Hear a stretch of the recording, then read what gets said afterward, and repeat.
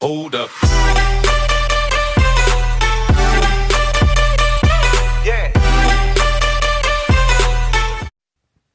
Ассалаумағалейкум. Сәлем достар, баршаларыңызға қайырлы күн. Бүгін бізде жаңа Photoshop. Көптен бері Photoshop жайлы сабақ шықпай кетті. Бүгін арнайы сіздерге PicsArtпен сабақ түсіретін боламын достар. Бұл идея маған Instagramда келді, және де осы материалдарды тауып сіздерге көрсетейін деп жатырмын.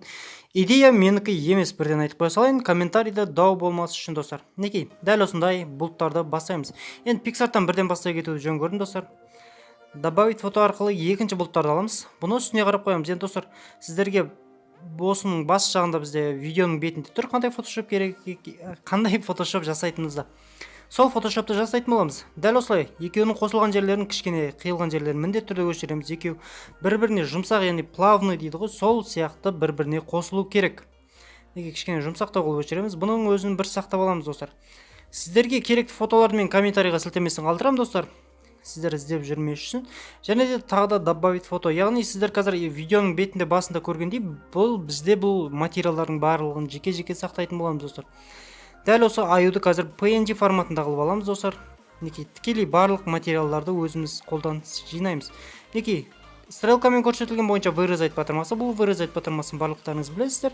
Керекті материалды тура осылай домалақ қылып қызыл сызықпен сызып шығамыз.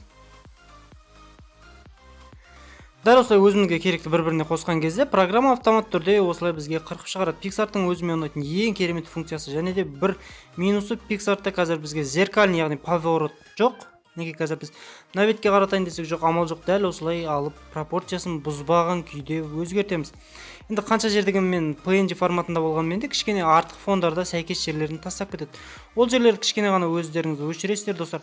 Аюға шейін дәл қазір бізде жартасты қоямыз. Сол жерге шейін дәл осы функция бойынша барады достар. Сіздер қазір мен қызға барған кезде қыздың қалай суретке түсу керек екенін айтып өтемін. Егер өздеріңіз түсетін болсаңыздар. Неке енді аяғын достар, аяғын кішкене өшіреміз. Себебі как будто бір бұлттың ішінде кіріп баратқан жақты, және де арт жағын, яғни аяқ жағын, арт жағын кішкене өшіреміз. Тура бір көрінбей бұлттардың арасынан тек қана басы шығып тұрған сияқты. Енді қатты өшіріп жібермеңіздер достар. Неке дәл осылай қойып аламыз. Енді әрмен қарай біздер жартасты аламыз осы добавить фото арқылы. Неке мына жартастыңды тура сол сияқты вырезать батырмасын аламыз. Вырезать батырмасы арқылы бұны бөліп аламыз. Бұны стрелканы басқан кезде автомат түрде программа өзі сізге керекті нәрсені өзі қойып береді. Бұда да зеркальный программа жоқ достар. Зеркальный, яғни мына бетке қарама-қарсы бетке аударатын повернуть жоқ. Сол себепті біздер осылай қолмен повернуть етеміз. Кішкене қоюлығын азайтамыз, және де өшіргішті размерлі үлкенін істеп, твердысын кішкене азайтып, жан-жағын өсіріп шығамыз. Четкі күйінде қалмау керек достар.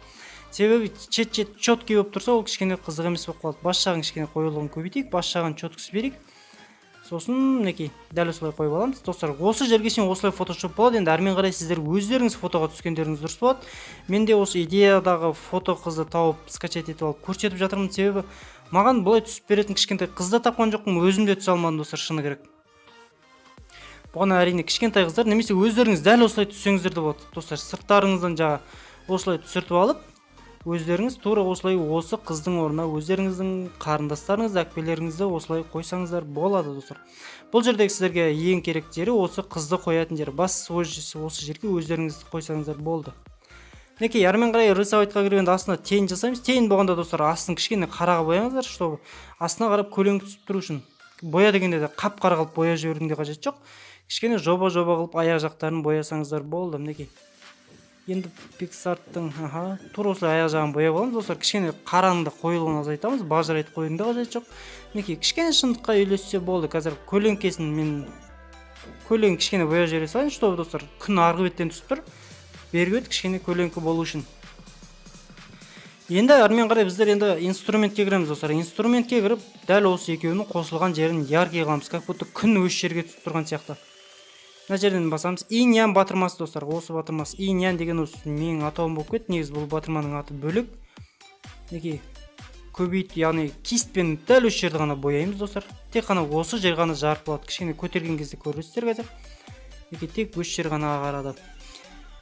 Екеуі как будто күннің ар жағында, күннің бер жағында қосылып тұрған сияқты. Енді әрмен қарай достар, енді кішкене қарайтамыз. Шет-шетін бізге қарайту керек. Осылай басқан кезде сіздің жаңа ағартқан жеріңіз тұра береді.